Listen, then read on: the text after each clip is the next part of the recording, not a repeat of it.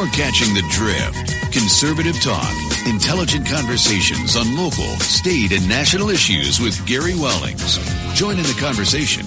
And now, your host, Gary Wellings. Hey, and welcome to another edition of the Drift Radio Show. Good to have you along, and coming to you live from our Hamburg studio. And it's good to be back. It's been a couple of weeks, and wow, what a couple of weeks.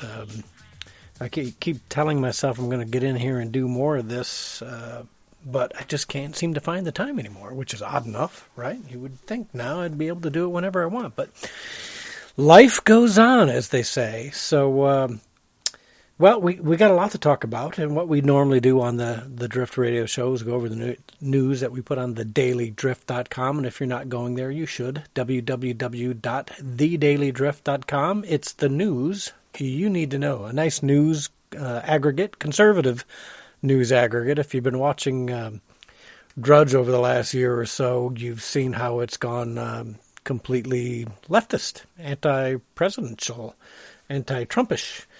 And I guess we'll find out come the fall, but allegedly there's been a silence. Matt Drudge sold the Drudge Report to somebody, a leftist group or somebody, and he can't say anything about it until fall. But that would explain why there's been a big change in the Drudge. It used to be my go-to page, but it's certainly not.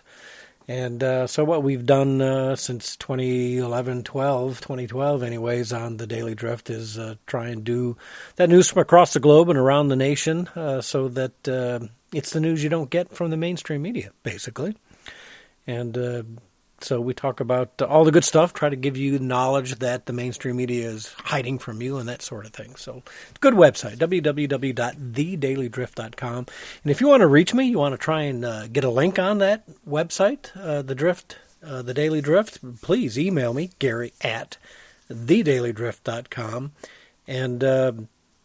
And we'll see if I can get that link up there for you. Love having contributors. If you're an aspiring writer or pundit, let me know, and maybe we can hook you up too, especially if you have your own website.